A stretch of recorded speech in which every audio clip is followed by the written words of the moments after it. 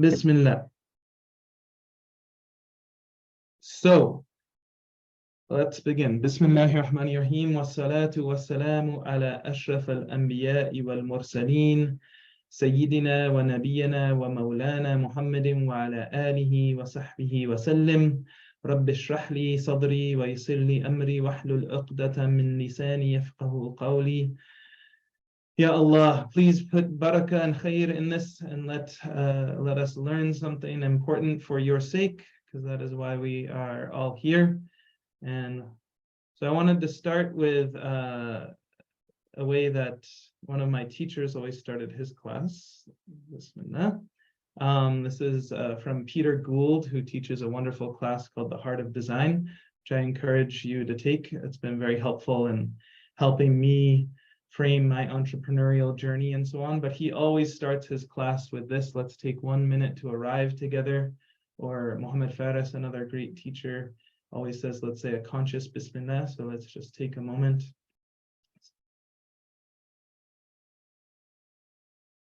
The intention is obviously so important with anything. Obviously, we're here today to talk about something that's quote unquote dunyawi. We're talking about getting into college and those sorts of things. But inshallah, we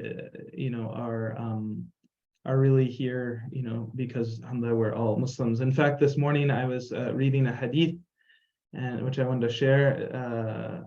Abu Malik al-Ash'ari radiyallahu anhu narrates that Rasulullah sallallahu alaihi wasallam said, "O people, listen and pay heed. Know, verily there are certain slaves of Allah that Azza wa Jal, who are neither prophets nor martyrs, but prophets and martyrs will envy them for their high ranks and closeness to Allah.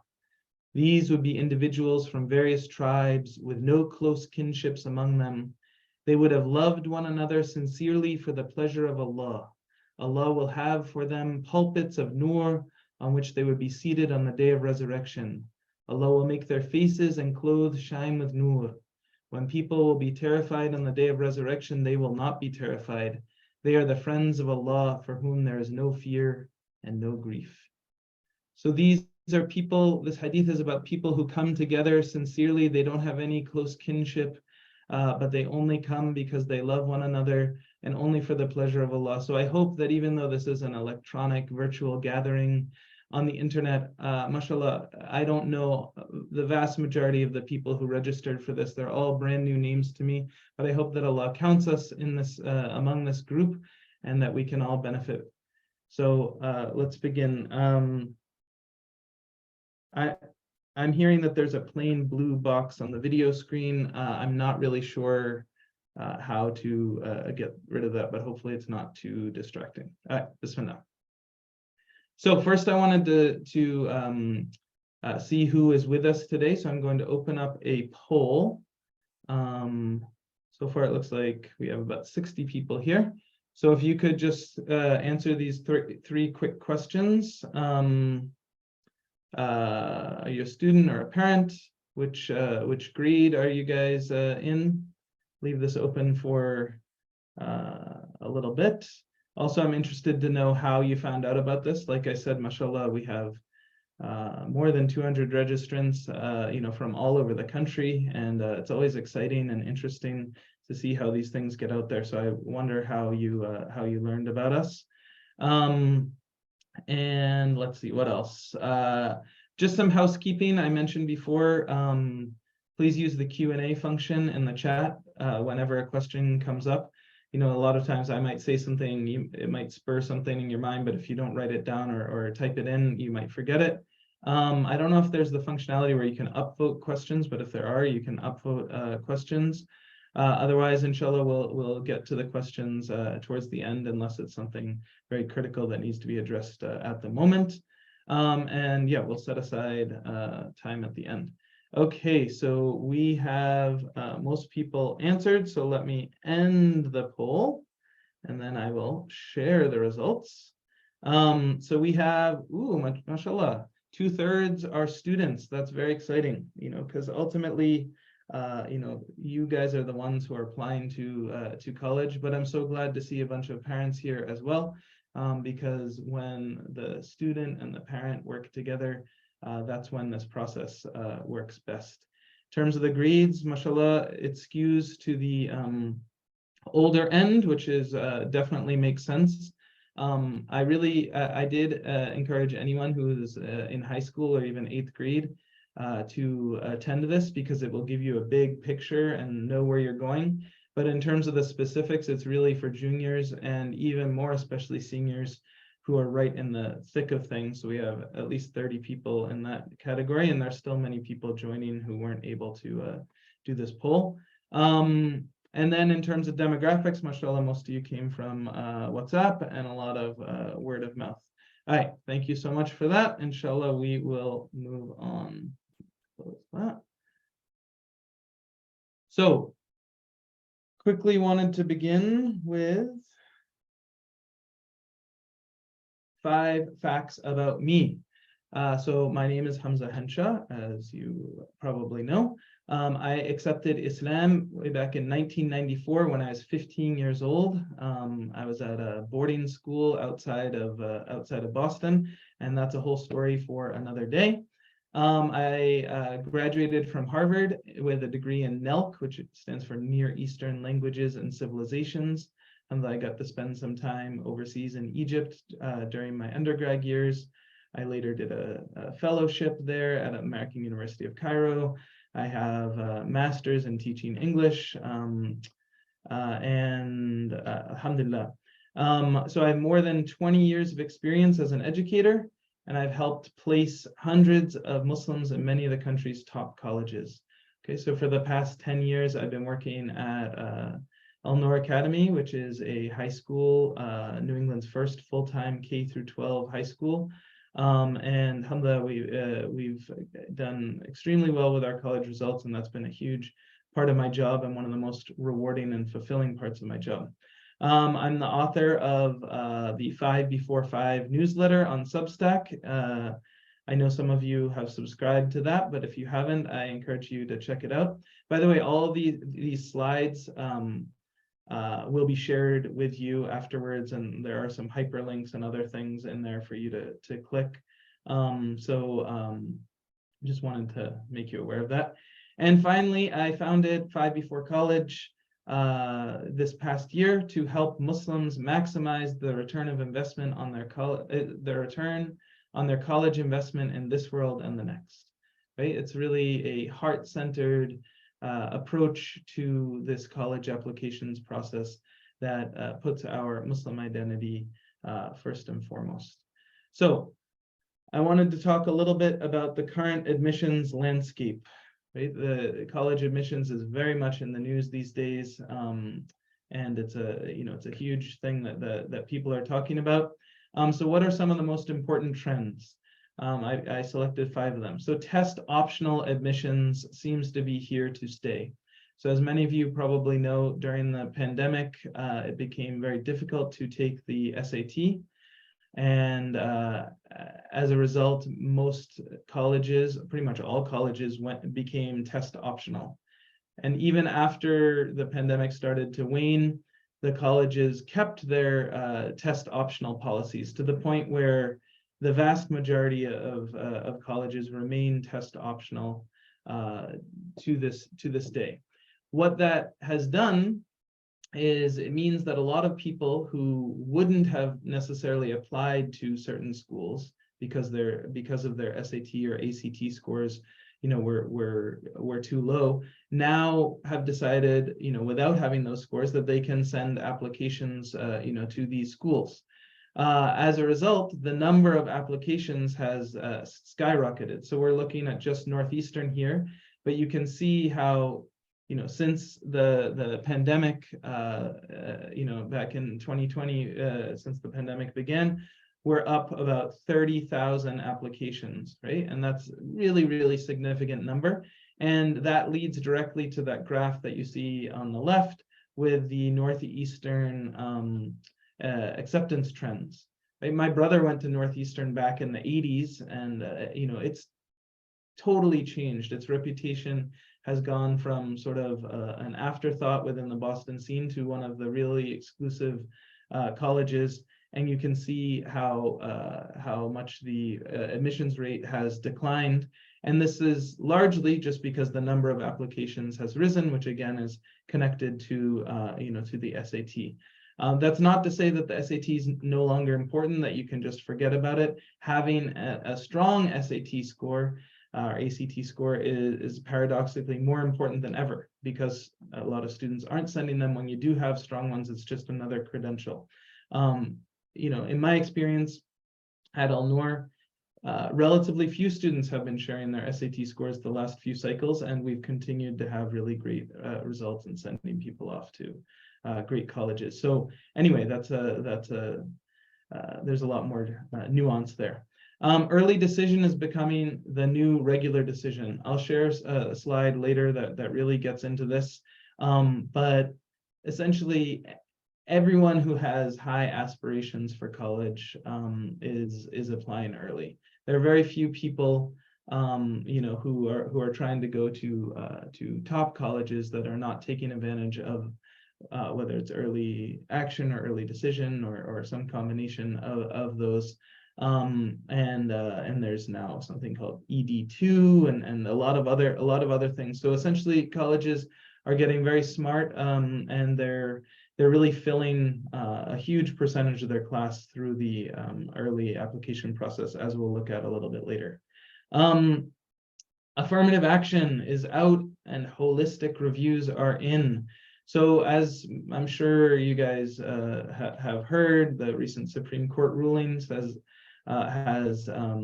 made affirmative action illegal. So affirmative action was sort of race-based or race-conscious admissions practices where colleges were allowed to take race, a candidate's race into consideration when making admissions decisions.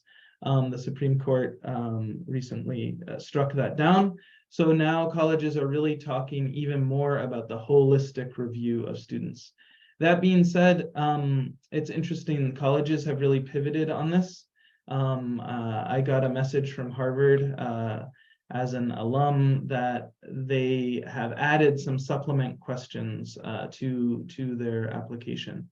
And one of those supplement questions, in fact, the first one is, how has diversity shown up in your life, right? And so even though they have suppressed the ability to see which ethnicity and which race you've chosen, the admissions officers will not see that. You do have a chance in that essay, and you're very directly asked to talk about how diversity has shown up in your life. So I think for when it comes to Muslim candidates, obviously colleges are looking to have a well-rounded class, and having people of faith and having Muslims on campus is definitely something that they are interested in, and this is a chance for you to talk about that and share that with some of these new supplements. And finally, ChatGPT, right? It came out last November, just after the early admissions cycle, and now it's just exploded. And seemingly almost everything you're seeing on the internet these days is written by ChatGPT. And I'm sure there are lots of students out there who are thinking that this is the greatest thing ever, because their college essay can be written in the blink of an eye. But obviously that's not really the case. I do think that there are lots of great uses for ChatGPT. I'm an English teacher.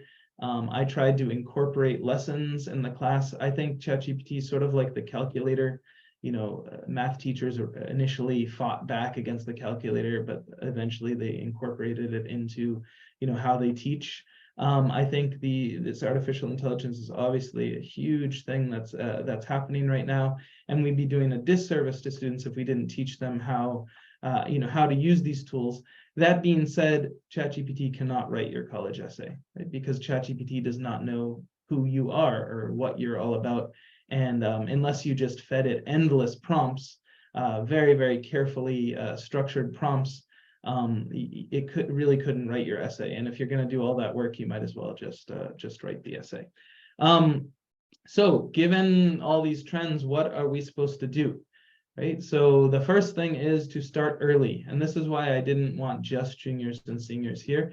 Really, you start 5 years before college. So one of the ideas behind our name, 5 before college, is that really the college application process doesn't start your junior or senior year. It starts 5 years before college. That brings us back to 8th grade. Right? Why 8th grade? 8th grade doesn't really count. Your grades, it's the last year of middle school. Your grades are not reported to colleges.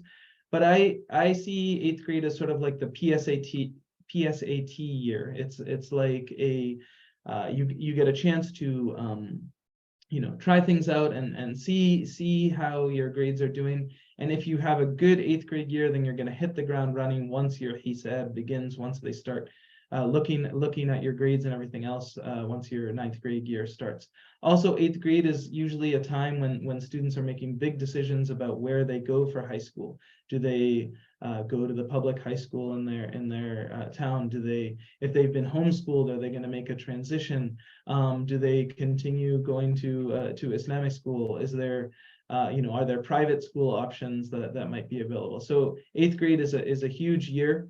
That's actually quite relevant to the college process. And then obviously from 9th grade on, these grades are very important, for college. So another thing you can do is to apply early action or early decision. I did put an asterisk there because as much as I think this is an important role, there are some people who should not apply early, right? And those would be people who still need to prove themselves, who maybe have had a little bit of a choppy time through high school, especially their junior year. If junior year, anything came up or your grades were unusually low, or you had some other challenges, you'd probably not want to apply early because you want to have your entire fall grades available, during the regular decision application.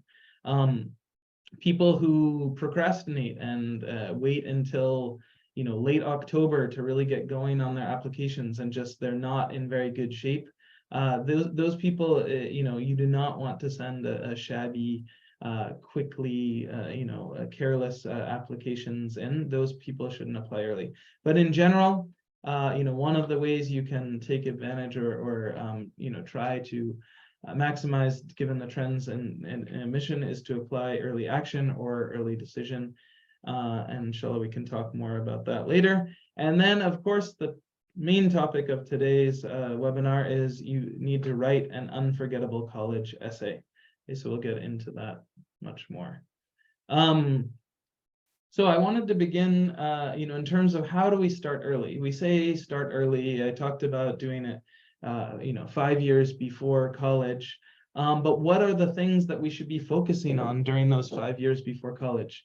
And this is where the prophetic guidance comes in once again. The famous hadith an Ibn Abbas, قال رسول الله صلى الله عليه وسلم اغتنم خمسا قبل خمس شبابك قبل حرمك وصحتك قبل سقمك وغناك قبل فقرك وفراغك قبل شغلك وحياتك قبل موتك. Or as we know in English, take advantage of 5 before 5, your youth before your old age, your health before your sickness, your wealth before your poverty, your free time before your busyness, and your life before your death. So this hadith, I think, mashallah, is so foundational to our deen, so foundational to how we can be productive, what it even means to be a productive Muslim, and specifically how we can really work on, preparing for these 5 years before college. Right, so Rasulullah began with your youth before your old age. Right, so what does this mean in the context of high school life? So the first thing is there's no way around it. Academics are super important. The transcript, which is the simple one-page thing with your grades and the courses you took, is the single most important part of your college application. Right? As much as I'm going to talk a lot about extracurriculars and all these other things that you need, without the grades, without that, it's very difficult to be competitive at top schools. And when it comes to the transcript, it's not just the grades and your GPA and things like that. It's also the rigor of the classes, where you're taking the higher level classes, the AP classes, the IB classes, the dual enrollment classes, those sorts of things. But also, did you choose classes that make sense in the context of your overall application? Right? If you're saying that you want to go into computer science, what courses did you take that reflect that? If you want to be an engineer, how much physics did you do? A lot of times there's a big disconnect between what students say they want to major in and then the courses they actually took. And this is something that you can prevent that from happening by starting 5 years before college and regularly meeting with someone like myself to to get advice on how to structure the time in college, time in high school. Second thing is reading. I am an English teacher, so reading is near and dear to my heart. But overall, reading is a love of reading is the single most significant predictor of success, both in this college application process and in life in general. Okay, readers are interesting people, right? Readers just have things to say about the world, and there's just a huge difference between people who read and those who don't. And so then the natural question is, okay, my child, my son, my daughter doesn't like to read. What am I supposed to do? I always advise people, read what you love until you love to read, right? So don't force them to read the classics. Don't force them to read things that they're not interested in, right? Let them read whatever it is that they love, that they're really passionate about, and eventually they're going to fall in love with reading. And obviously, figuring out how to restrain the cell phone addiction and just constant barrage of digital entertainment is also important. All right, next we have health before sickness. So when Rasulullah said, take advantage of your health before your sickness, how can we apply this in the high school context? Right, so I talk about it in terms of both athletics and wellness. So athletics is interesting. In my experience, a lot of Muslims neglect athletics.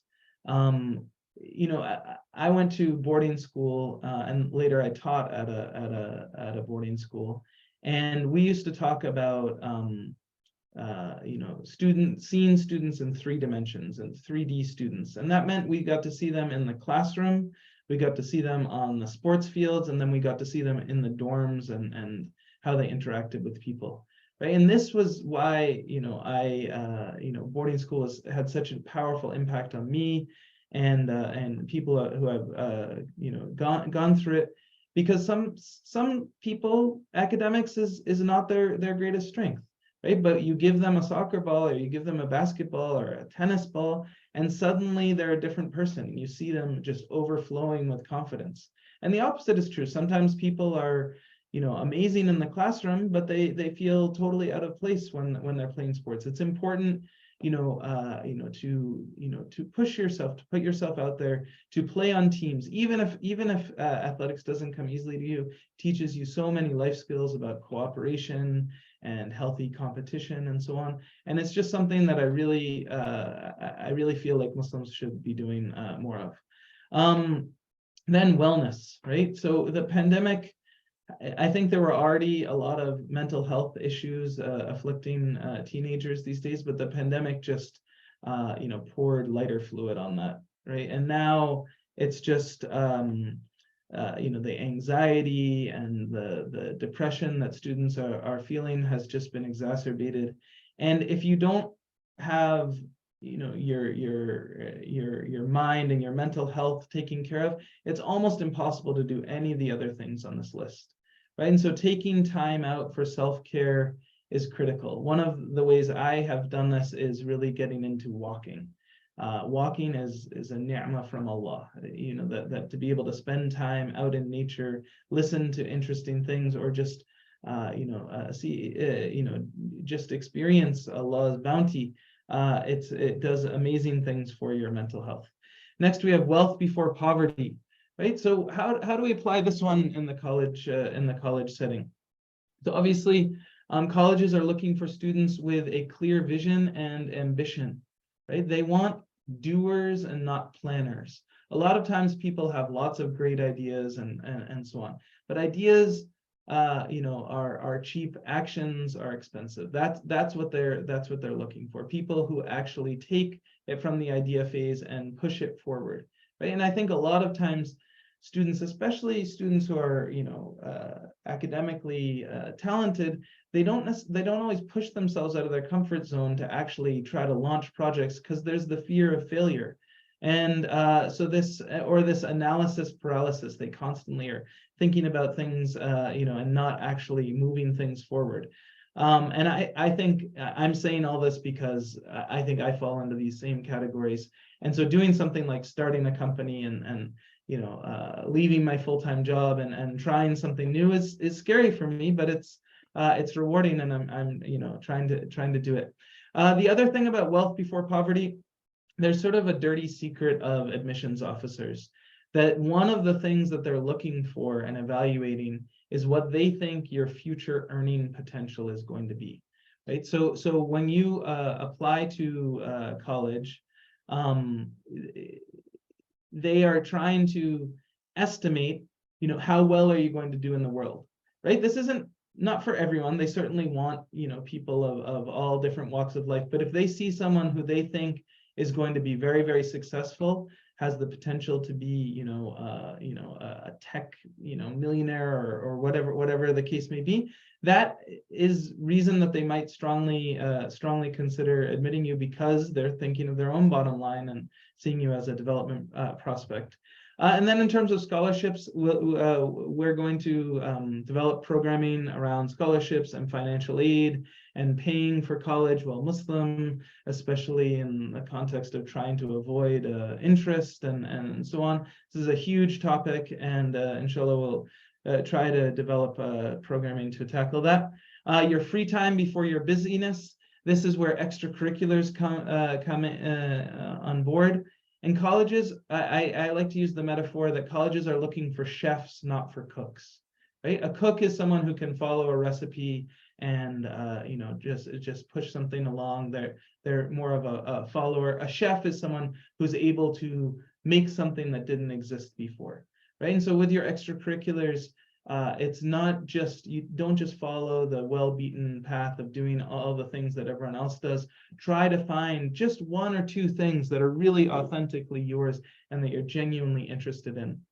What colleges are looking for is they are looking for a well-rounded class, but they're looking for a well-rounded class of pointy individuals. A pointy person is someone who has one or two skills that are just off the charts, one or two things that just pop off the page that the colleges see when they think of it. And then your friendships, right? Suhbah can make or break you in this world and the next. They say you are the average of your 5 closest friends, right? And so figuring out how to find that suhbah and really doing an audit of how you spend your time and who you spend your time with is critically important, to this whole 5 before 5 paradigm. Look at your closest friends, because you're going to take on their characteristics, and try to surround yourself with people who are pushing you to be your best self, both in this world, right? Ambition, dunyawi ambition, but also in the next world, who have the akhirah orientation in front of them. I always tell my students that how you choose to spend your free time in this world will determine how you spend eternity in the next. And finally, your life before your death. Colleges are looking for students with a strong moral core, right? And what better thing to give us our moral core than our beautiful deen, right? Than our faith. Colleges are looking for, they talk about eulogy virtues and resume virtues. Resume virtues are the sort of skills you bring to the marketplace, the skills that you've built up, whereas eulogy virtues are the things that they talk about after you die. They talk about your honesty and your empathy and these kinds of things. Those are the things which will shine through, ideally in your essay and in your recommendation letters and so on. when it comes to your faith, I get a lot of questions, including in the, before the webinar. Where does Islam show up in the application? And really, that's a very personal question and decision. All I can say is that for people for whom Islam is, an ever-present part of their life, right? It would be crazy to me to be able to apply to college and not mention it at all, right? First, obviously, different people have different relationships with the deen, and some people like to keep their beliefs very private and things like that, and all of that is okay. But for many people, the single most important factor that comes into all of their decisions is their faith, right? But how do you talk about that in a liberal landscape, in a landscape where people sometimes are judgmental or dismissive, right? There's a lot of skill and nuance that goes into that. Okay, so let's move on to this. We were talking about earlier actually, let me just stop and look at the Q&A, see if there's anything critical.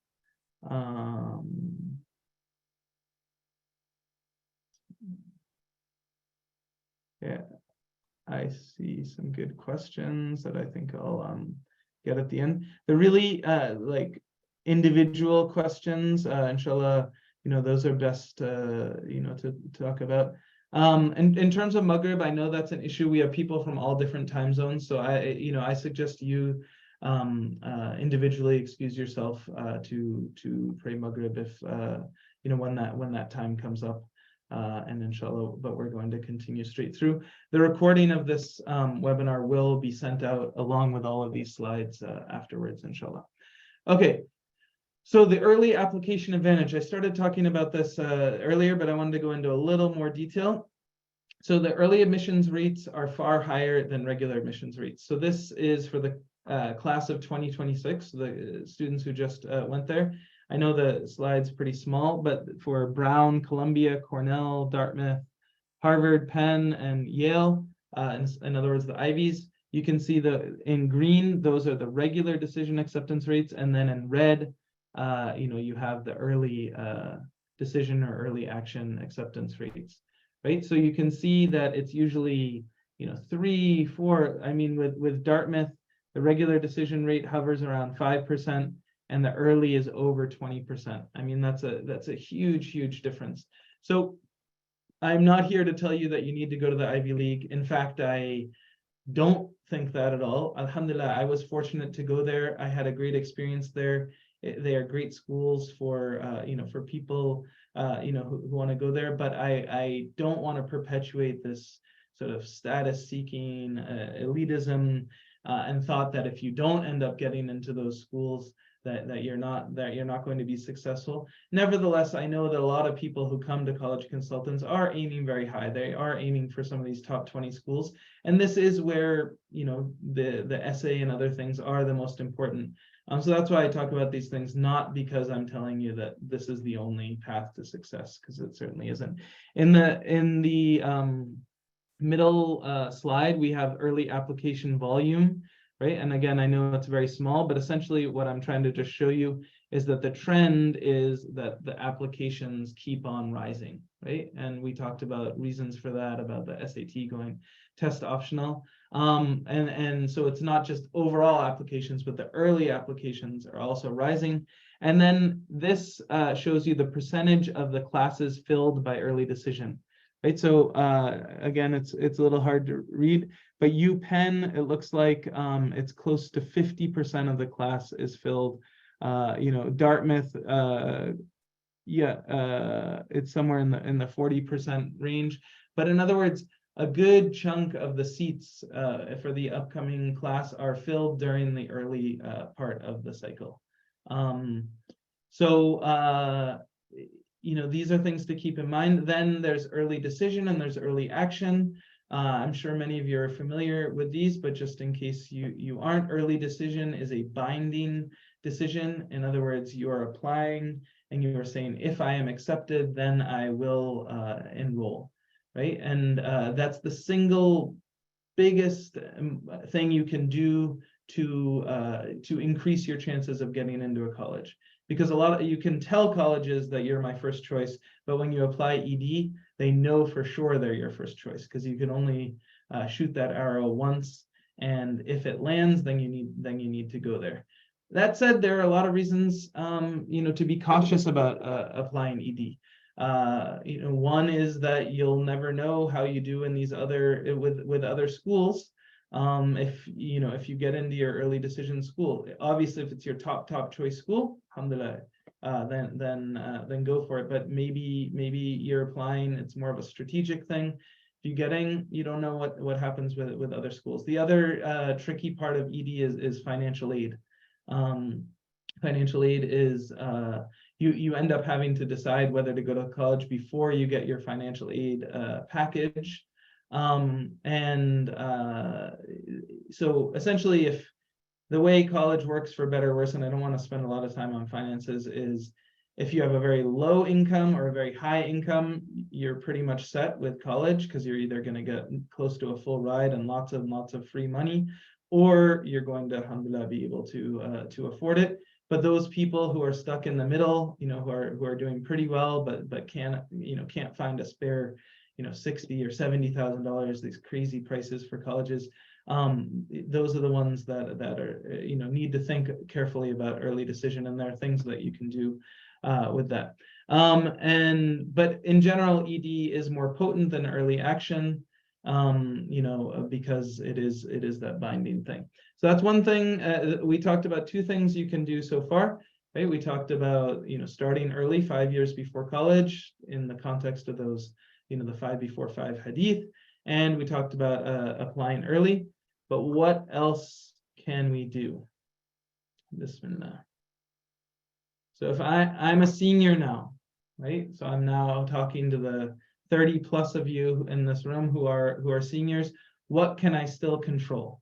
So there are essentially a lot of things. رفعت الأقلام وجفت الصحف. In other words, the pen, the pens have been lifted and the ink has dried. So you can't change your transcript from your first 3 years of college, right? You can't change the activities that you did back in 9th grade when you didn't really do any activities because you were addicted to whatever people are addicted to these days. It's not Minecraft. Sorry, my kids are a little younger. So you can't change those things. But what can you change? Your recommendation letters. That's something you have some impact over, and that's by choosing the right person, right? And so you don't want to choose the teacher necessarily that gave you the best grade, or that the class was really easy so you thrived in it. You want to choose the teacher you formed the most authentic relationship with. You want to choose a teacher who consistently goes above and beyond, and you want to choose a teacher who seems like they'd be a pretty good writer, right? Because not all teachers fall into all those different categories. And the other thing is you want to make that teacher's job easy by giving them something like a brag sheet. So maybe your guidance counselor has shared something like that with you. It's certainly something that I do with my students. And this is a chance for you to tell the teacher some of your accomplishments, how you see yourself, what you remember specifically from their class.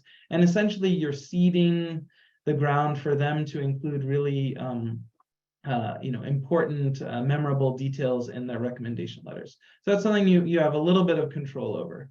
Your activities list, right? So this is something you definitely have control over. Okay, this is one of the most critical parts of the Common App, which just opened on August 1st. And it's essentially sort of the resume of what you did in high school. But it's both what you did and, equally important, how you talk about what you did. There is a style and a way to do activities lists that most people simply don't do. Most people waste this space. Just as an example, activities lists should be ordered. You should put your most important activity, the one that you're most proud of, that's most impactful in your life, at the top. The way you talk about the activities needs to grab the reader's attention, right? You really need to do that. And then finally, obviously, your college essay, right? That's why we're all here today, because your college essay is something that you absolutely still have control over. So what can a college essay do for you? So I wanted to take a little break and tell a couple of stories about some really remarkable college essays. The links are here in the these slides, which I'll give you. I don't think we have time to actually read the essays, but I'll just sort of tell you. So the first one was a college essay about Hogwarts and the madrasa. Right, so this was a student who his 8th grade year, again 5 years before college, his parents sent him to South Africa to do hifz, to memorize the Quran. And while he was there in South Africa, his parents also sent him with the Harry Potter books, right? And so those were, a little bit controversial in the madrasa scene. So he sort of had to read the books, devour the books underneath his covers while he was at the madrasa. And he started to, madrasa is sort of a boarding school. He started to make these interesting comparisons between his experience, studying the Quran in South Africa and, Harry Potter and all of the stuff that's going on there at Hogwarts. In any case, I mean, he had a lot of other things going for him. But when he applied to schools, he got into every school that he was accepted. And one day, out of the blue, he got a phone call from the Yale admissions office. And they said, we have somebody who wants to speak to you. And then suddenly he was speaking to the president of Mexico. So the Yale admissions office were so eager to have this student who'd written this essay enroll in the school that they actually asked the president of Mexico, who was in town for an event, to call him up. And he called him up and encouraged him and told him about Yale and so on. In the end, Hamza, he went to Harvard, but great story nonetheless. Next story, from expulsion to the Ivy League. This is an essay that was just from this past cycle from a student that I helped advise. And this student, back when he was in middle school, again 5 years before college, he was actually kicked out of school for having really low grades and no motivation. And it was we don't kick a lot of students out, but ultimately he finally had to go. And the very first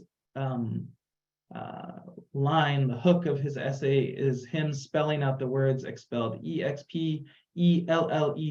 And he goes on to tell the story of, that point in his life, that low point in his life, and how it changed things for him, how he went to public school for 9th and 10th grade, how he saw other students who weren't motivated, how it changed his perception of himself and what he was trying to do, how it made him recognize how good he had it when he was at Islamic school. And then he came back to our school as a junior and just knocked it out of the park, got straight A's, became, student body president, and so on. And anyway, alhamdulillah, he was accepted to 2 Ivy League schools and is attending Dartmouth in the fall. So really, really amazing, amazing story, and the power of the college essay. And then finally, there's a student who wrote a great, it was actually a supplement.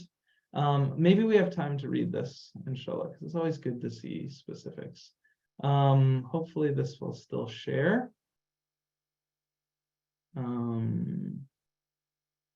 Still coming up. All right, is this showing? Can you give me thumbs up if you can see the screen with the essay? All right, I think that was a thumbs up. All right, so I didn't bring my glasses. Sorry, I have to go a little closer.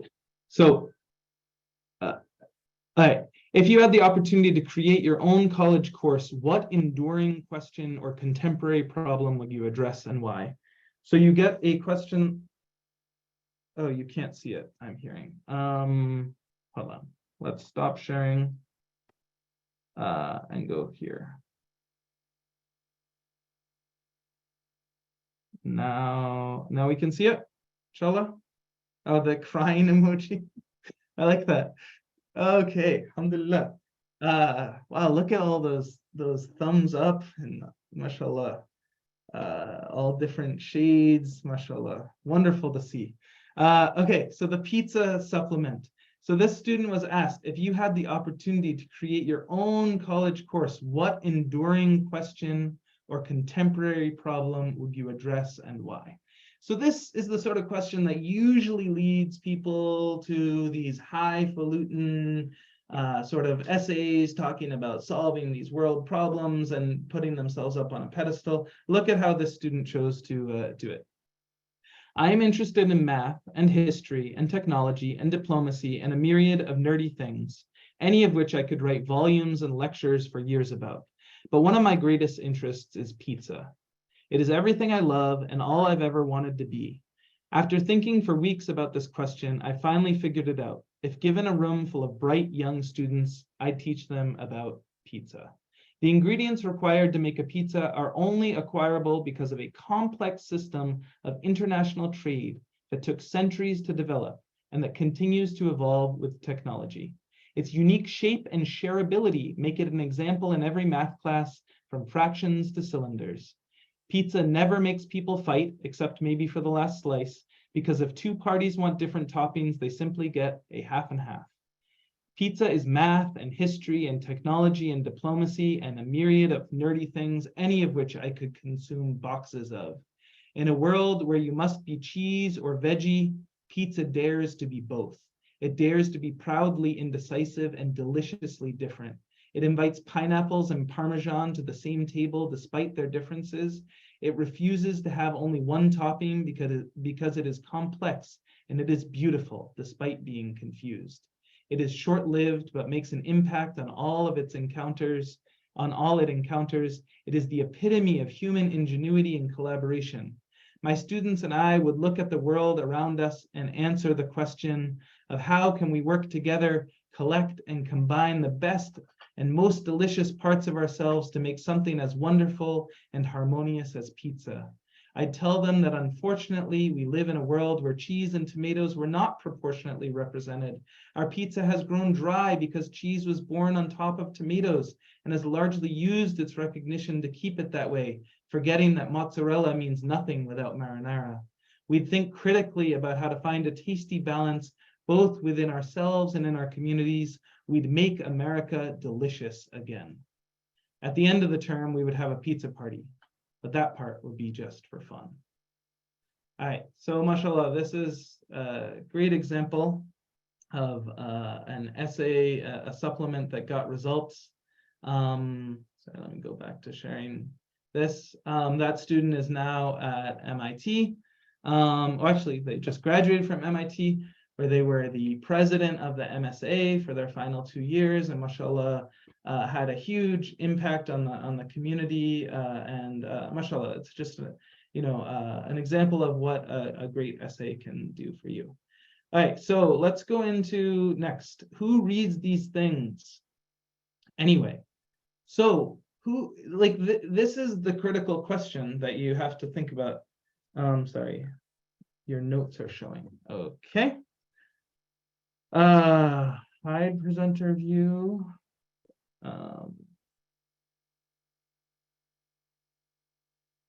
Let's see, let me share this. And that is, what is that? Sorry for these technical difficulties. It's been going pretty well, I think. And then let me, sorry, 1 second.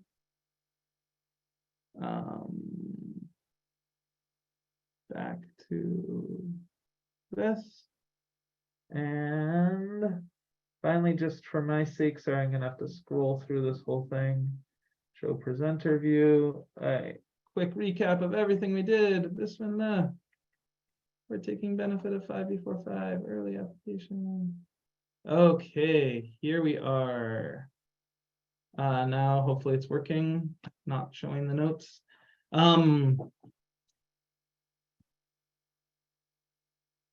No, it's not. I don't know what that means. It is showing the notes or it's not. Well, either way. So who reads these things anyway? So application readers are often recent alumni. In other words, they tend to be very young and they tend to be fairly liberal, right? And so it's really important to try to get a picture of who your admissions readers are, right? Because you spend 5 years preparing to apply to college, right? And you send it off, and then you don't really know what happens. So I'll try to let you know. What happens, from the perspective of the admissions officers. So they have a crushing load of applications to sift through, right? So they have 50 applications, sometimes even 100 applications that they need to get through in a day. Admissions reading season is a nightmare. If you imagine all those applications come in on November 1st, they need to give decisions by December 15th in general. So they have 6 weeks to get through, 30,000, 50,000 applications. It's just a crushing load. So how much time do they tend to spend? They tend to spend 5 to 7 minutes per application, right? So you have 5 years to present yourself for 5 minutes. Right, it's like the ultimate elevator pitch, right? And this is where you're at. So the high-level admissions officers, the ones who are the director of admissions, they usually don't read the applications at all.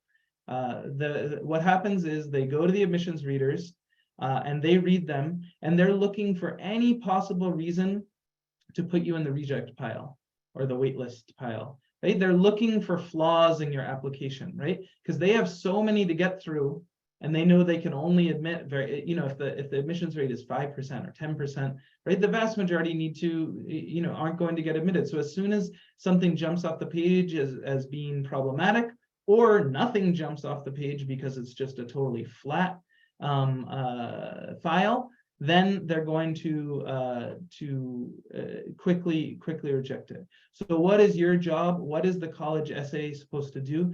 Your goal is to transform your admissions officer from a gatekeeper into an advocate, right? What does this mean? So they typically are gatekeepers. They're the ones who are trying to keep you out. If you get your admissions officer on your side, then they are going to fight for you.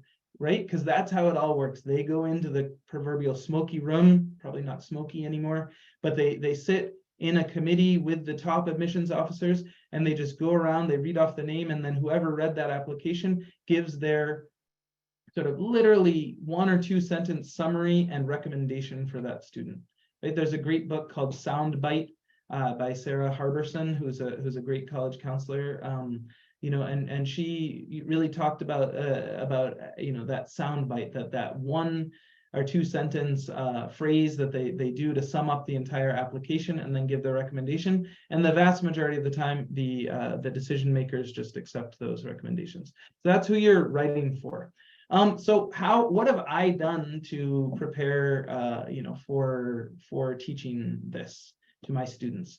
Okay, so for a long time, I was just regular college counselor. I would, talk to them about the college essay, tell them, hey, these things aren't that complicated, give them lots of advice.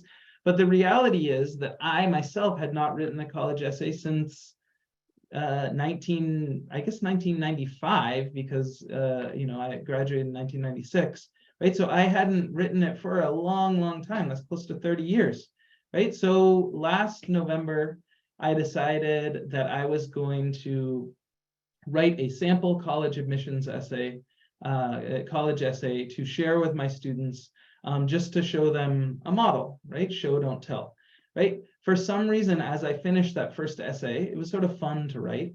I challenged myself. I said, I'm going to write 30 college essays in 30 days. And that began this sort of crazy project where I would literally sit down every morning after Fajr and give myself, I think I used to set my timer for 41 minutes, oddly specific. I'd set my timer for 41 minutes. I'd write it out by hand in my notebook. Hamza, my wonderful wife, would type it up while I was teaching at school. And then right after school, I would edit it and send it out to a list of emails, which later grew into my Substack and my newsletter and so on. So this was using Parkinson's law to my advantage, right? So Parkinson's law says that work expands to fill the time available for its completion. So in other words, if you start something and you know you have a month to do it, you're going to be very, very inefficient. Whereas if you do something and you have a very short period of time to do it, you have a deadline that you have to get out, it's difficult. For me, with personal writing, there is no deadline. So I created one, right, with the 30 college essays for 30 days. And this is, I'm saying all this because it's something you can do yourself with your own students. Also, you're writing so many of them, a lot of them aren't going to work, right? But you're throwing spaghetti at the wall and seeing what sticks, right? And you know, some of the essays really resonated with people. People wrote back and they shared them, and then I got a sense of what parts of my writing worked. ChatGPT could not have written, the very day I published my 30th essay, an article came out in the Atlantic that said the college essay is dead, right? And people wrote to me and were like, well, what do you think about this after you just did this? First of all, they weren't talking about literally the college admissions essay, they were talking about college essays in general. But even beyond that, I realized that, again, as I said before, ChatGPT could not have written my essays because they don't know, you know, that I have 7 different names and that, you know, one of them is Mahbub Chaiwala, right? And they don't, ChatGPT doesn't know that unless I tell it to it. And, you know, and by that point, you know, I could have written the essay myself. But I did learn quite a lot about how to write these things. So I'm just going to give you 15 tips to make your essays unforgettable, or make your essay unforgettable. So first, write the essay that no one else could write. So you write about yourself as freely as you could, as you talk about yourself. So let's say I had all of my students' essays and I threw them up in the air. I tripped on the stairs and they all fell down and they were all jumbled and they didn't have names on them. I should be able to pick that essay up and know who wrote it just by the voice that comes through so clearly that no one else could write it. Change your mindset. Okay, this is critically important. This is what the 30 college essays in 30 days did to me. I sat down every morning. I actually came to look forward to it. It's sort of like therapy, right? You have like all these different ideas in your head and you're sitting down and you're writing them, and it's the best way to straighten things out, right? So sit down with that mindset that I got this, that inshallah, you know, this is like, people just put so much pressure and stress on themselves. You know, sit there and actually find joy in this process of writing about yourself. And it's, for a lot of people, it's the first time they're really trying to present themselves to an outside perspective. Focus on the different, the awkward, and the uncomfortable. If you think I shouldn't write about this, you probably should, right? College essays can be deeply personal, right? There are topics that you should avoid that we can talk about at another time. But in general, writing, being vulnerable, right? Writing things that you're scared to put down on the page. You might never have said them to anyone else before. That really resonates with the reader. Another piece of advice: forget the prompts. You do not need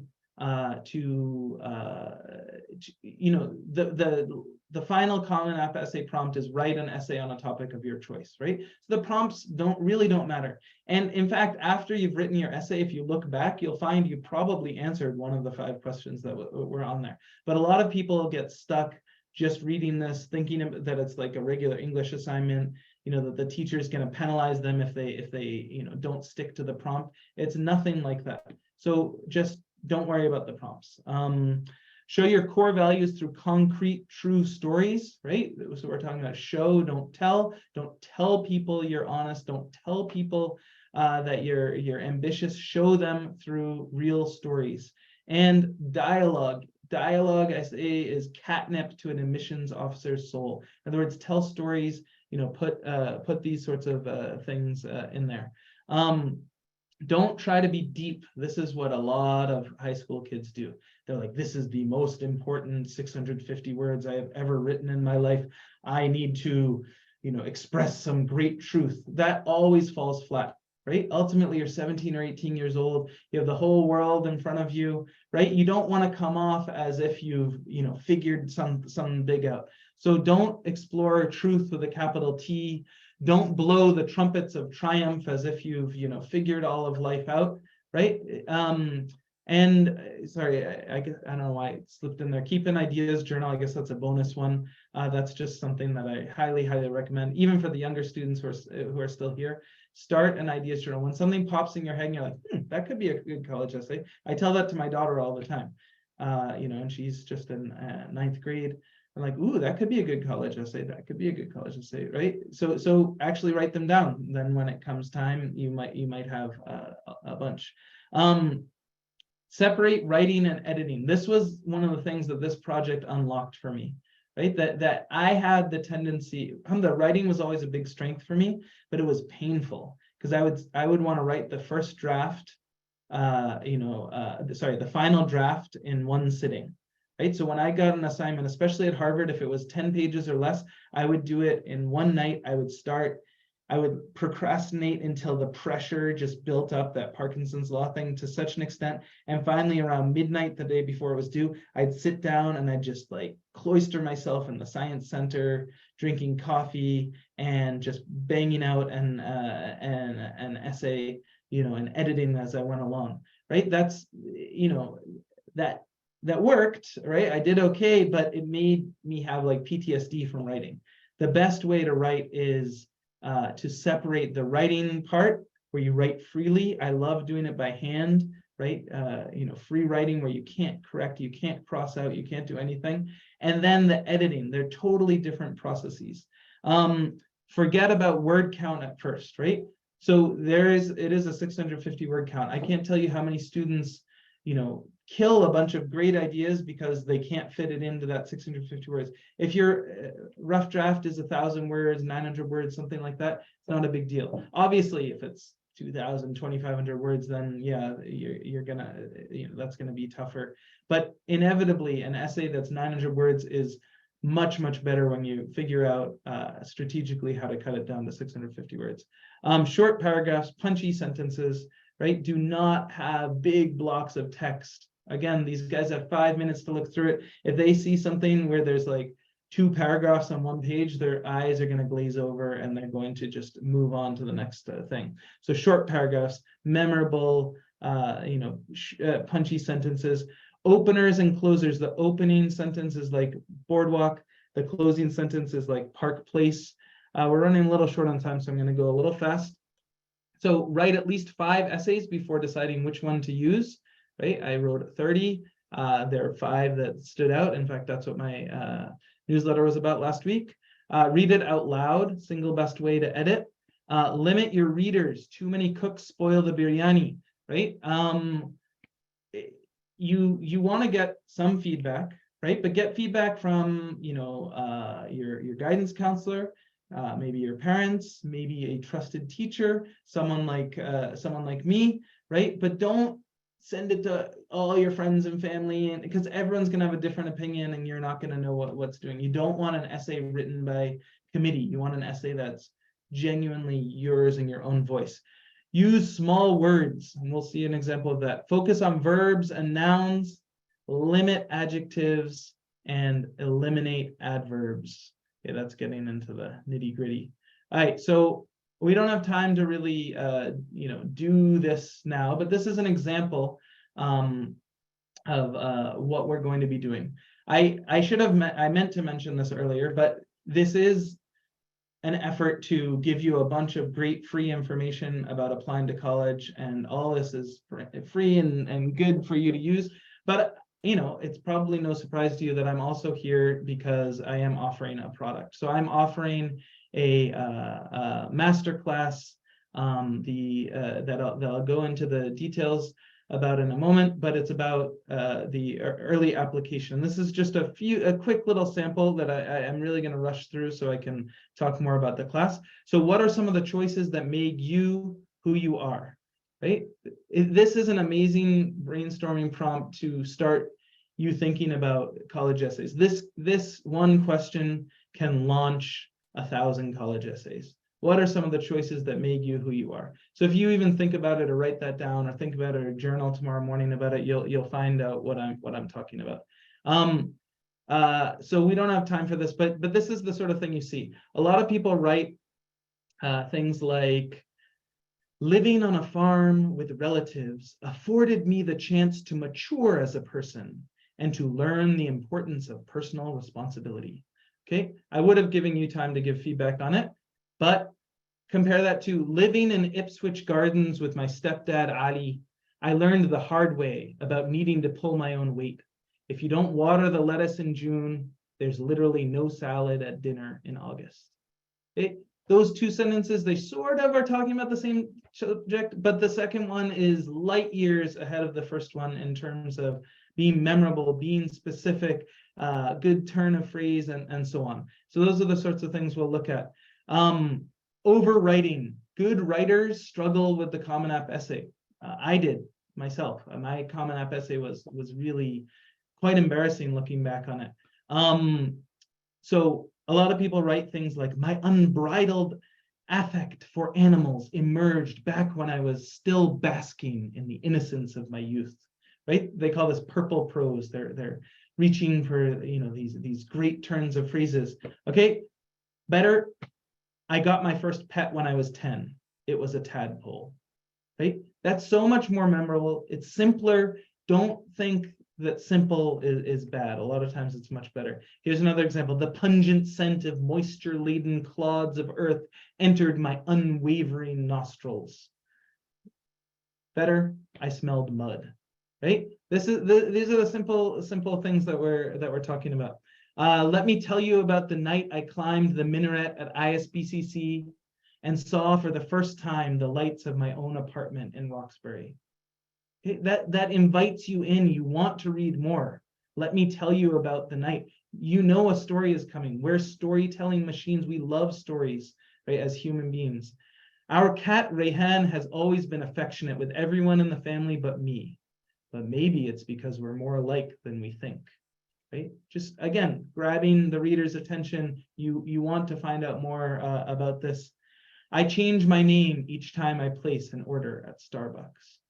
Right? So simple, right? So basic, something that probably a lot of us do, but they decided to write a whole essay about it. You don't need to have some huge sob story or something to write a great essay. So this is one of the main reasons I wanted everyone to be here. I am going to be offering, this is the first big product of 5 Before College. It's the Early Application Masterclass. Our sort of tagline, 5 years in 5 minutes. Make them count. Okay, I've been talking a lot about that. Hopefully that doesn't need too much explanation. How it all works. Let me, so we talked about a lot of these things. You're going to understand how college admissions officers think and why they are looking for Muslim candidates just like you, right? Many colleges actually have specific targets. Obviously, affirmative action is a tricky one, but they really, I spoke to an admissions person at a university in North Carolina when I was down there on a visit, and they said they have a goal of tripling the size of their Muslim population over the next 5 years, right? So these are things they're actually looking for. You will learn how to tell your unique story in a way that transforms your application readers from gatekeepers to advocates. So we talked about earlier. You'll produce a complete college application that pops off the page. So that's the promise of this. If you come to this, sign up for this class and do the work for the class, of course, right? Then by the end of this, you're going to be completely done with your early applications. Okay, if you put in the work, you'll get the results and you'll be done, and you'll be ready to submit your early application weeks ahead of the deadline.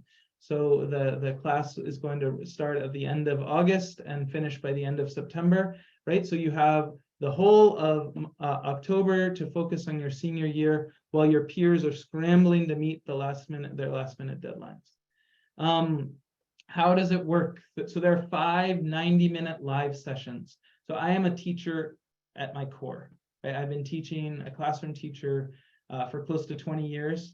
And one of the hardest things about making this change is I'm leaving the classroom. So now this is my classroom, right? I did it during the pandemic, and you can really teach and reach people, in a wider audience by doing this, right? So the classes, the current plan is to have the classes from 7:30 to 9 p.m. Eastern time, roughly the same time that we're here right now. They're going to start at the end of this month, August 30th, so in roughly 3 weeks, or exactly 3 weeks, and go for the 5 following Wednesdays. So that will be the core class. All the classes will be recorded. I know people are in different time zones. People might have other commitments. Obviously, it's best if you can attend live. because there is the opportunity for more interaction. They're not webinars like this with, you know, tons and tons of people. Other things, weekly assignments. So again, we'll see how many people sign up and things like that, but I am committed to giving direct feedback on your activities section, your essays, and your supplements, right? You know, I want to be clear that it's not the same as signing up for one-on-one counseling. That is something I also offer, right? But that's obviously, you really get into the nitty-gritty if you have an hour with me or multiple sessions with me where we can really look at your essay. At the same time, you know, I want you to get the value out of this course, and I want to be able to send feedback to you that's specifically catered to your needs. And inshallah, if you do the assignments, as I said, the Common App will be completely done. We're going to have lots of downloadable resources. I just shared a few essays and a couple of little things in this, but there's lots and lots more where that came from. And I will definitely give you more sample college essays from Muslim authors and others, but to show you different ways that people have incorporated that in their life. And then some bonuses. You will get if you sign up for the class, you'll get a free 15-minute one-on-one consultation with Brother Hamza, with me. And then also I'm going to offer weekly office hours on Sundays, where you can come and you can meet, you know, depending on how many people show up, you can get your questions answered live that way. Let's see, how much does this course cost? Obviously, the big question. Okay, so the price of the course is $497. However, it can be paid in full or spread out over 2 months. But the good news for you, because mashallah, you signed up for this webinar, is I want to give you a really big discount. So there's a $150 discount for anyone who signed up for the webinar, right? Either you get $150 off if you're paying in full, or you get $75 off the 2 monthly payments. That you'll see that in the checkout part of the course. But more importantly, part of my ethos as a Muslim and as an educator, I know that there are some people who saw that and they wanted to leave the webinar immediately, right? Because it's just totally out of reach for them. I never want finances to prevent you from beneficial knowledge, right? And so if you can't afford this, even with the discount, please, you can send me an email, request to pay what you can. You know, we'll have some correspondence back and forth, and inshallah, whatever it is that you think you can pay, even if it's $0, right, you will be able to enter the class. That is something I feel very strongly about, and I'm committed to. At the same time, you know, this is knowledge that took me a long time to develop, and you know, I think you know, that you know, college is a $50,000 a year plus decision, right? Maybe a $250,000 decision over the course of 4 years. It pays to get advice, you know, on you know, big financial decisions like that. How do you sign up? So we have a course landing page, which I'll open up in a second. This is it, and this will all be sent in the email afterwards. There is a coupon code. Again, this will be in the email as well, but in case you're eager, it's webinar 150. That's $150 off of the one payment, or monthly 75. So when you go to the checkout place, you put those things in and you get those. Those are going to be, those coupons will be turned on for the next week. So we hope that people can join during that time. Okay, let me do the final thought and then I'll open up the actual thing. So the final thing I want to say, you know, I know we were just talking about the class and sort of dunyawi things. I wanted to bring it back to our core, right? That we need to recognize, we need to stop chasing the shadow of college admissions. In other words, you know, we put college on this pedestal and we're running after it, and it's like it's always one step in front of us, right? So something about applying to college brings out the worst in people. It makes them competitive and this and that. And I really want to change that. You know, there's a beautiful hadith, ajab al-amr al-mu'min, you know, that it's amazing. The matter of the mu'min is amazing. Okay, if something good happens, they give shukr and Allah rewards them. If something bad happens, they have patience, they show sabr, and good comes to them. Right? There's nothing that can go wrong in this college application process. You get into your top choice school, alhamdulillah, you give shukr. It doesn't go as well for you, alhamdulillah, you have patience and you say, Hasbi Allahu wa ni'mal wakil, and good comes. This is not a perspective that you're going to get probably from your guidance counselor at your public school, who on average spends 37 minutes with you over the course of 4 years, right? This is something that it's a perspective that's built into our own deen. So how do you stop chasing the shadow? You turn towards the nur, towards the light of Islam and Iman. And then what happens when you turn towards the light? Your shadow comes along behind you. When you are a fully developed Muslim who's really taken the deen to heart, then the president of Mexico is going to be calling you up, begging you to come to their school. And remember, at the end of the day, you're not going to be asked about your GPA or where you went to college on the day of judgment. You are, there's the beautiful ayah, kullu nafsin dha'iqatul maut, every soul will taste of death. Wa innama tuwaffawna ujurakum yawm al-qiyamah. And you'll see your reward on the day of judgment. فَمَنْ زُحْزِحْ عَنِ النَّارِ, whoever is prevented from going to the fire, وَأُدْخِلَ الْجَنَّةِ, and enters paradise, فَقَدْ فَازَ, he has succeeded. This is where the real success is. Okay, it's not in getting into the Ivy League, right? وَمَا الْحَيَاةُ الدُّنْيَا إِلَّا مَتَاعُ الْغُرُورِ, what is this life except a place of deception? So it cannot end with something better than the words of Allah. Let me just open up the course page, and then I'm going to turn it over for questions. How do I do this? Did it work? There we go. Let me stop sharing that. Actually, the best thing to do, I suppose, would be to put this in the chat so you could see it yourself.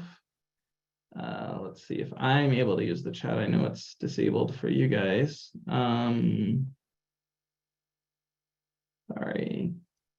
this one, chat.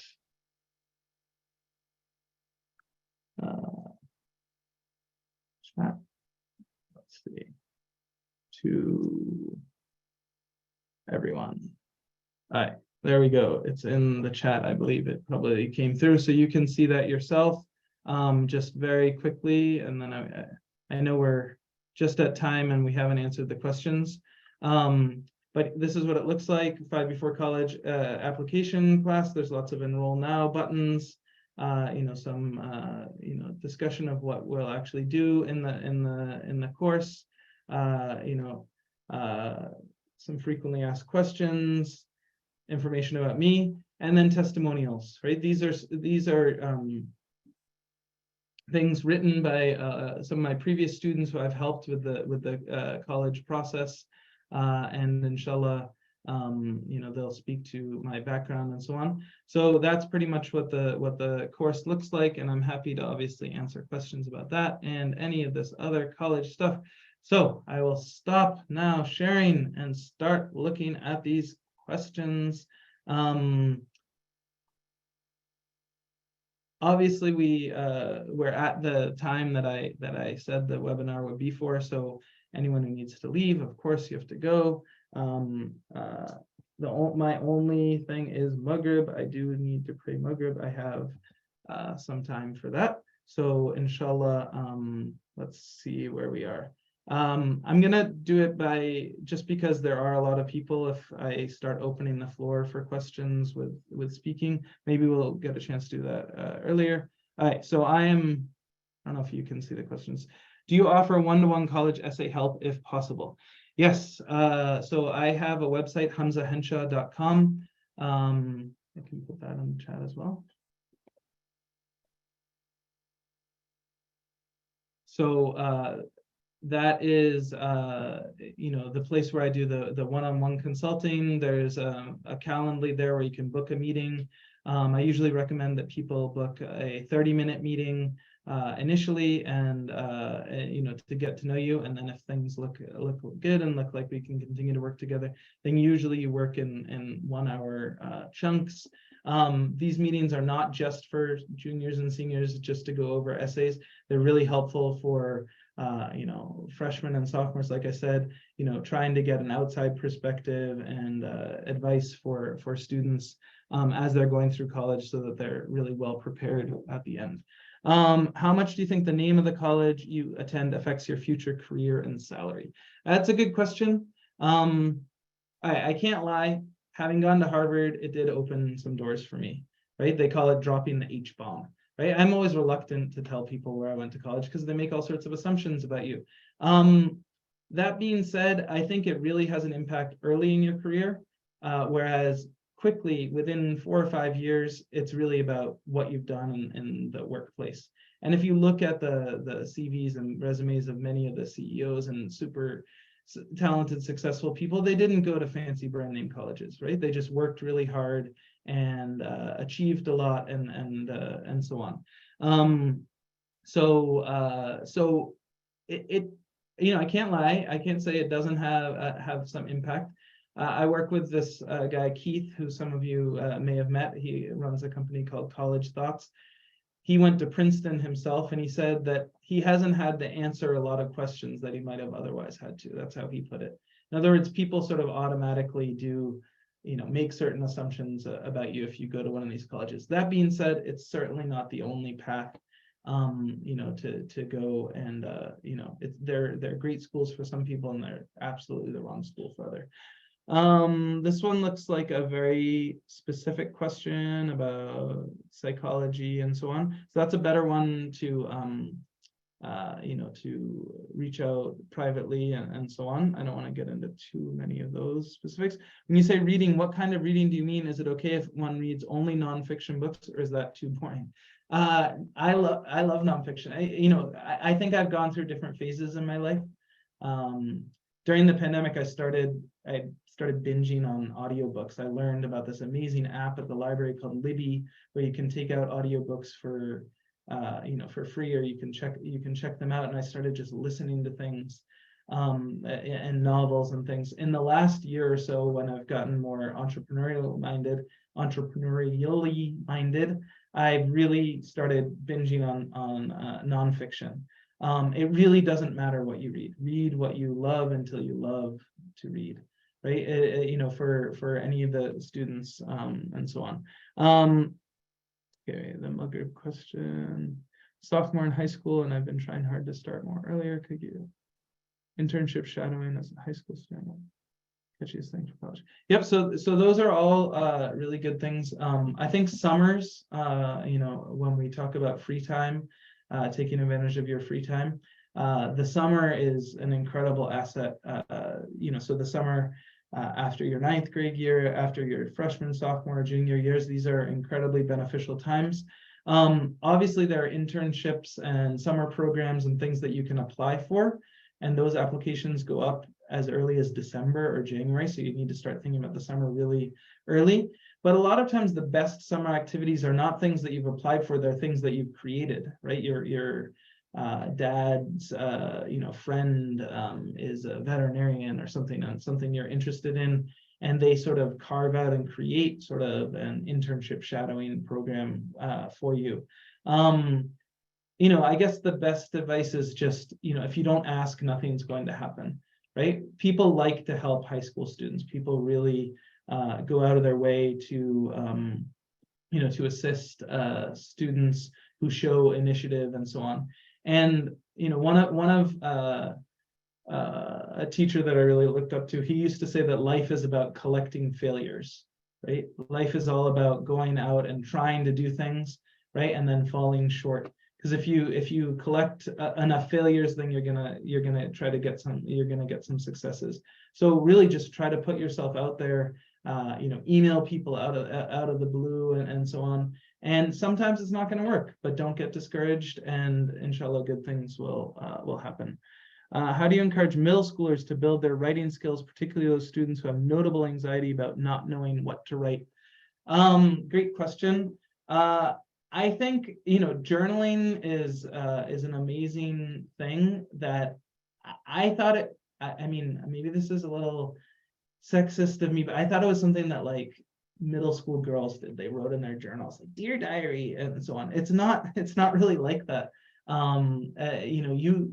Like we all have so many things going on in our heads, and just sitting down and trying to get it down on paper is incredibly beneficial.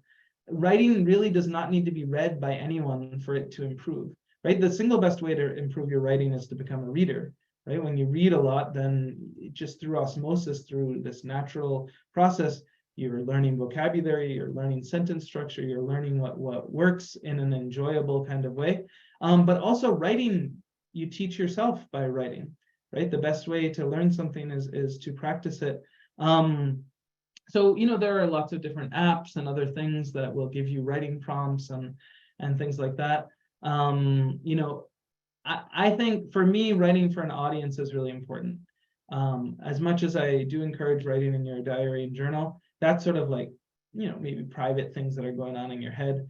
But for me, like writing something like those 30 college essays or writing my weekly newsletter, that actually forces me, because I like that interaction. And so for someone who has some, aptitude for writing or likes to do it, you should really show your work, like put it out there in the world. What is ED?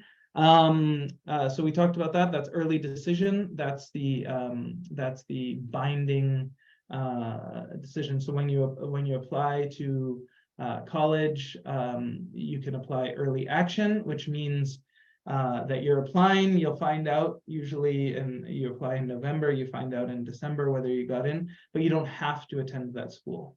Whereas ED, if you apply in November and then you get in December, you have to attend that school, and you have to withdraw your applications from any other school that you went to. How should we decide whether we should attempt for a school with a restrictive early decision versus normal? Good question. I think that's another bonus I should add into this course, because if we're talking about early applications, there is a big strategic component to this. It's really hard to give one blanket answer. There's one other form that only a couple schools, Harvard and Yale in particular, use, called restrictive early action, which means it's not binding. You don't have to go there if you get in, but you can't apply to any other private schools. You can only apply to like the public schools in your state, and either Harvard or Yale. And so that's sort of a middle ground between these. But so it's a big strategic decision, because you really need to, there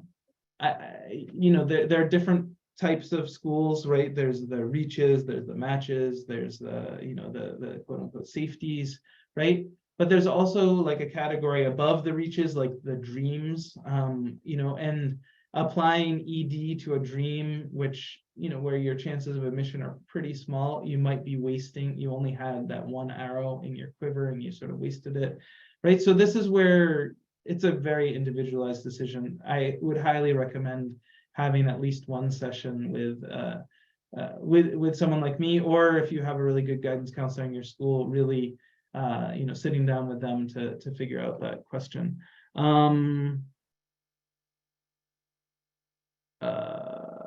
How much do you charge for essay editing? So I don't think about it as essay editing. It's more, because essays are one part of the whole picture, right?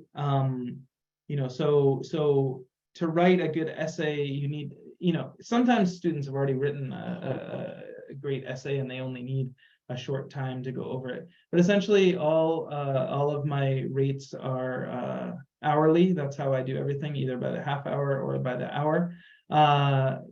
Currently, I'm going to be raising the rates in September, but currently it is $150 for an hour, $75 for a half an hour of the one-on-one time. And I'm planning to bump that up to $200 and $100.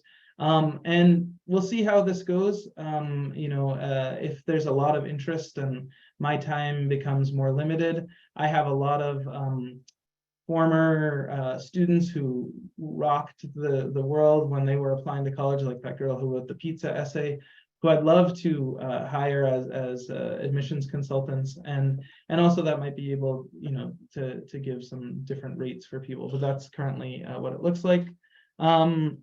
How much of an effect do alumni recommendation letters help? It's a good question. legacy admissions is very much in the news. This is, when your parents went to a school, you might get an admissions bump. I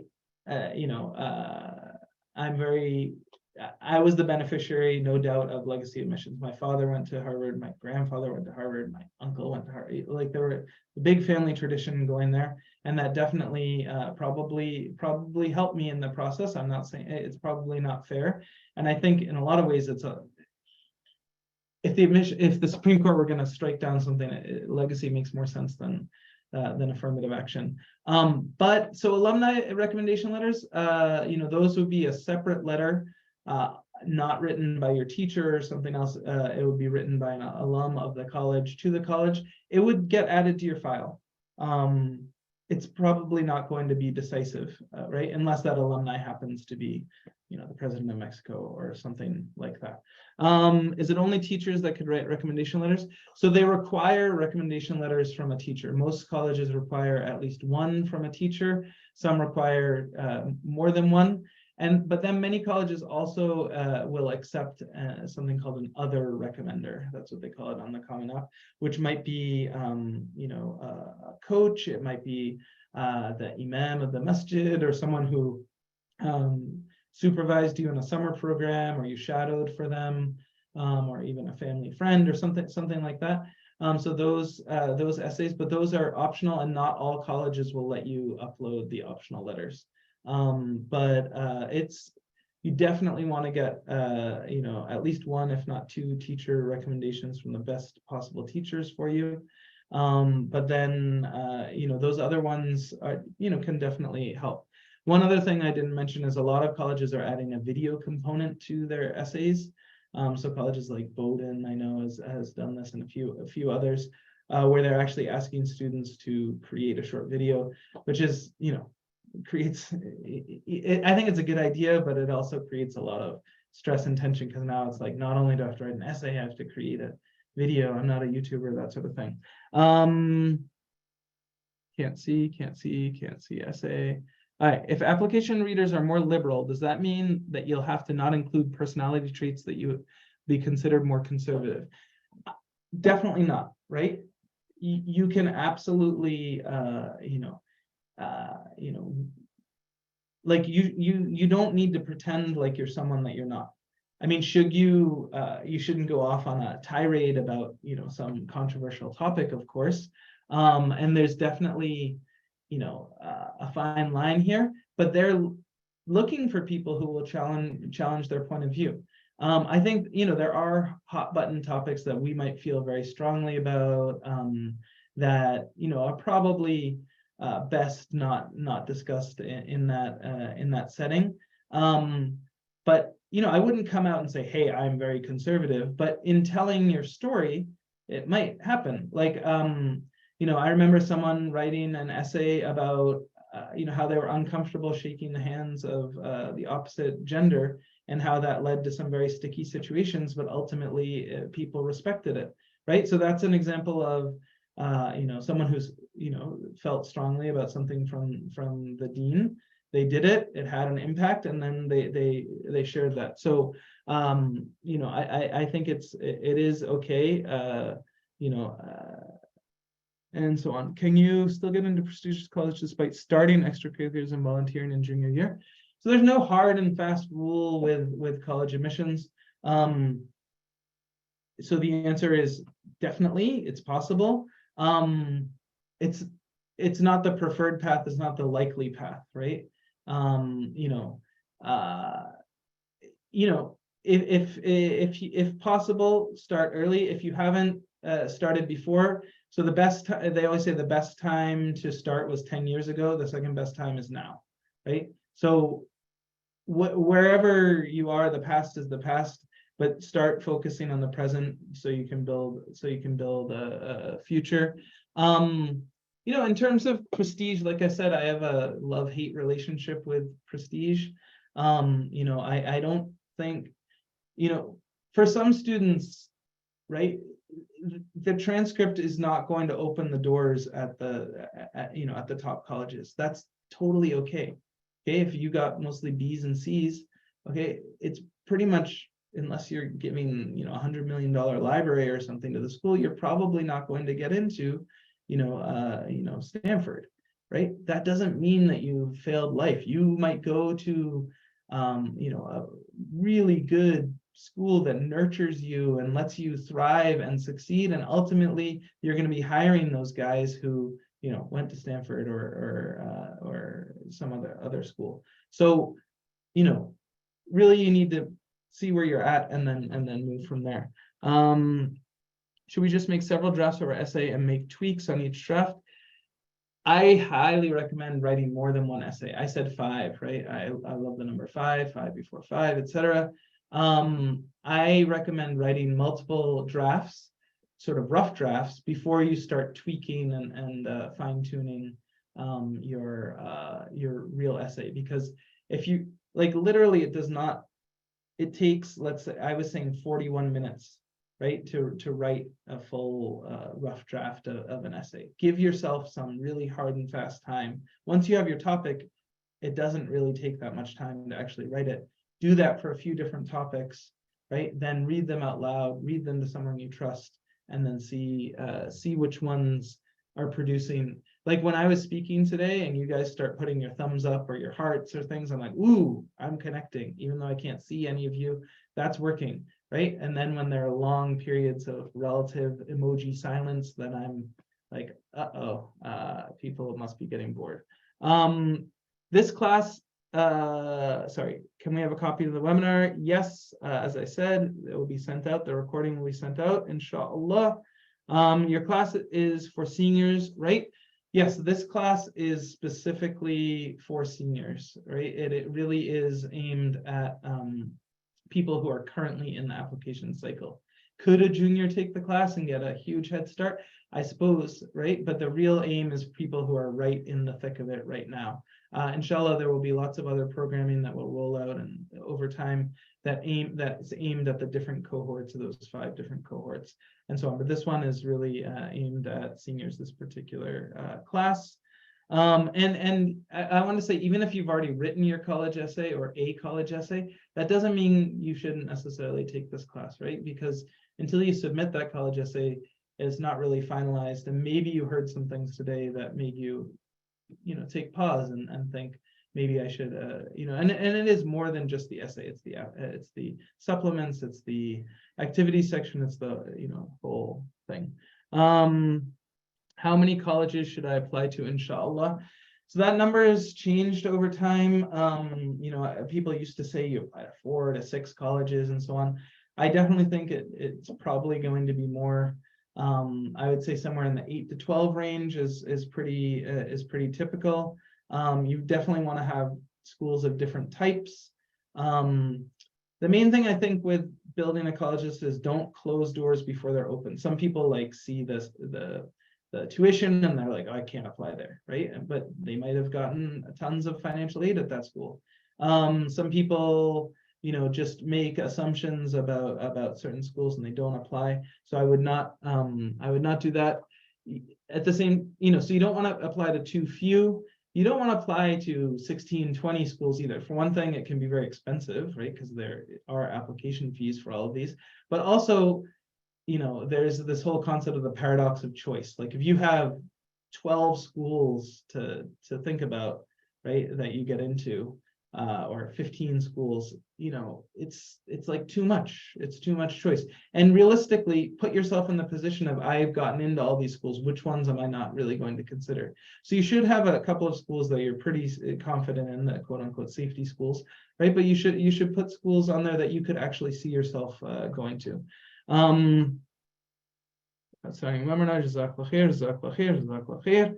Re-explain the level of personalization for the 90-minute sessions, right? So the classes will be taught over Zoom. Inshallah, so there'll be interactive classes, live sessions where I can actually see the students. Hopefully their cameras will be on. They can ask questions and so on. So that will all be personalized. And then there will be assignments due, so they'll have to write their, we'll go over how to do activities, how to make them pop. Then they'll need to actually write their activities, for I think the classes are on Wednesday, so by Sunday night, they'll have to have done that. So that will give me a few days to give them feedback. I'll figure out the best mechanism for feedback. I really like giving voice notes. That's one of my favorite ways, because it can convey tone and things like that. And it really gets through to students. So there is personalization. It's at the same time, there's no substitute for the one-on-one consulting, right? I'm not going to do a line-by-line edit of your college essay in this, just because it's not really what the course is designed for. Okay, I'll give you more big picture feedback and so on. If you want to get into the real weeds, then you should schedule some private time. College essay example. So when I post, I'll turn the slides into a PDF, and they'll be clickable hyperlinks for those. And there'll be a lot more stuff like that in the actual class.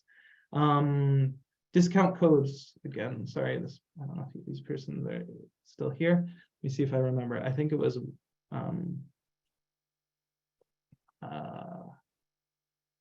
blanking. I know one of them is monthly 75. And the other one was, I think maybe webinar 150.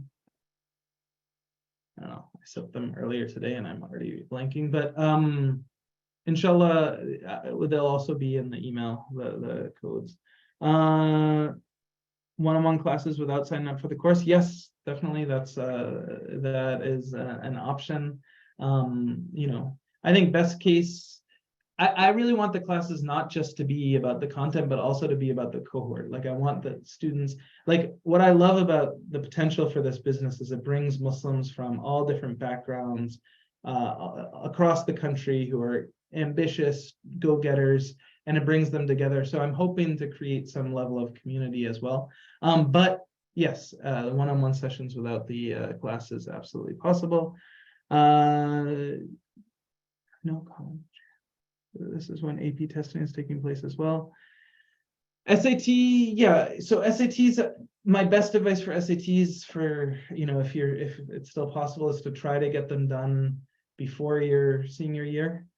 So in the junior spring or possibly now, this August date that's coming up in the summer. You don't want to be worrying about the SAT during your senior fall. SATs are a big topic, and it's something we should do a whole thing about. But definitely, you really want to be able to focus on your applications, getting that totally done in the senior fall. It's like an extra class that you have.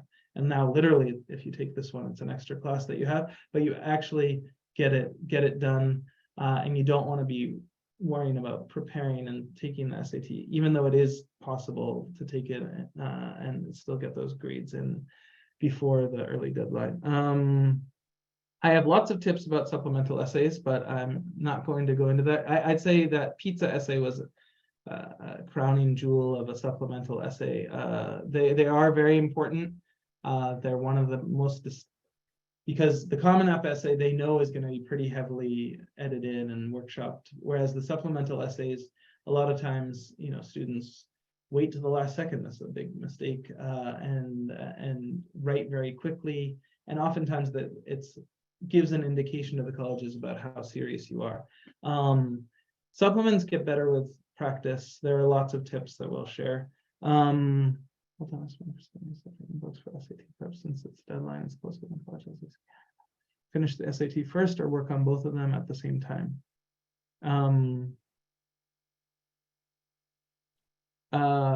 So my philosophy on this is all work and no play make Ahmed a dull boy, right? So in other words, I don't know this particular question, I don't know your background and so on, but essentially a big mistake, and I should have said this earlier, that Muslims make is just focusing on academics. Like academics is the be all end all.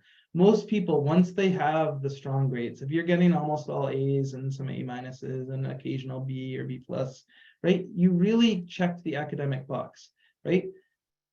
SATs are something you can focus on. Some people are really good at taking tests, and if that's you, you should focus on it. You can prepare for it and so on. But it's not in this test optional environment, like I said, that student who's going to Dartmouth didn't submit SATs. The other student who's going to UPenn from that class didn't submit SATs. The girl who went to Northwestern last year, no SATs, right? So it's very possible to get into great schools without the SAT scores if you tell the compelling story, if you write that amazing essay. Private sessions I already mentioned, $150 an hour going up to $200 on September 1st. Any tips for transfer students? I mean, that's a big different topic. Definitely, it's a slightly different process, but a lot of the same stuff applies, just different deadlines and so on, and a way to talk about, you know, who you are, where you're coming from. How many students have you counseled so far? What is your acceptance percentage to TOPS? I don't have that exact statistic. In terms of the ones I've counseled so far, I've been doing it for 10 years at Al-Noor. Our class sizes are small, you know, 15 to 18 in most classes.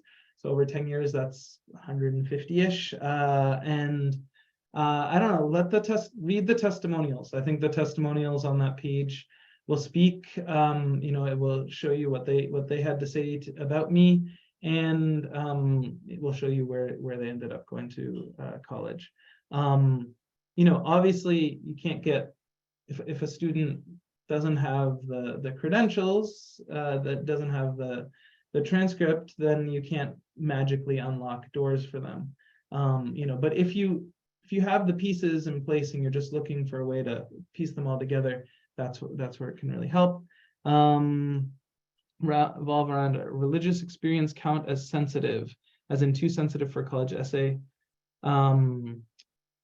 Yep. So again, very nuanced question. You know, for me, is, you know, becoming Muslim at the age of 15, you know, was by far the biggest decision I've ever made, right? Like that brainstorming question I had. And, you know, I could not tell my story without sharing that piece of me, right? You know, do I want to write about the time the jinn, like, you know, like, you know, I don't know, I watched like an exorcism of, you know, in the UAE, which is actually a true story. I did see that. No, probably not, because that would come across as a little bit weird or strange, right? But so there is definitely a way to do these things. Anyway, that's a good specific question. Unfavorable if your activities are working at a parent's office? Definitely not. You know, it actually could lead to a really good essay. I saw my mom as mom, but now I see her as, you know, Dr. Kaji or whatever the case may be. You know, not a problem at all. What do you think of QuestBridge, pros and cons?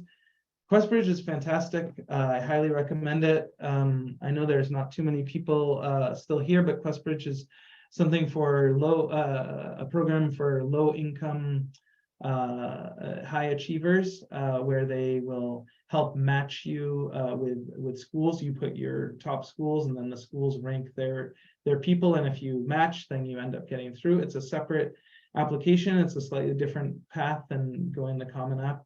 It's not going to be open to everyone. You know, the deadlines for QuestBridge, you know, this is probably more for juniors and future people thinking about it. I don't see a lot of cons. We've had a lot of students use it in the past, and either they've gotten placed directly with QuestBridge, or they've ended up getting into great schools because of, you know, how hard they had to work to do the QuestBridge application and so on and tell their story. Legacy actually helped. My dad went to Harvard for 1 semester, but was able to acquire a Harvard alumni credit card. It's considered an alumni. Does that count? I don't know about the specifics. Like, I think they're probably looking for graduates who got a full degree. You know, from what I understand, legacy really helps most when there's some teeth behind it, which, you know, the subtext of that is, you know, if you're able to give a lot of money to the school, you know, because that school opened up a lot of doors for you, then legacy makes a big difference. Okay, if you know, your legacy. So I don't know for my own children, given my career as an educator, it's not exactly the path to like huge riches. whether it would help for them. And like I said, they're really under the microscope right now, and I wouldn't be surprised if legacy is the next thing that the Supreme Court takes up. So I think its days are probably numbered. Yep, you can email me, yep, for for one-on-one sessions. How important is the PSAT? Okay, we're almost done with the questions. PSAT, I highly recommend. Even if you don't end up taking the SAT, if you take the PSAT, then you're going to get to know this. Sorry, let me check. Oh my gosh, I'm sorry, I have to leave for Maghrib. I said that I only had 30 minutes, and now that pretty much time has passed. Anyway, Jazakallah khair, subhanallahi wa bihamdihi, subhanakallahumma wa bihamdika, ashhadu an la ilaha illa anta, astaghfiruka wa atubu ilayk. Sorry for the abrupt end, but Allah comes first. Assalamu alaikum wa rahmatullah.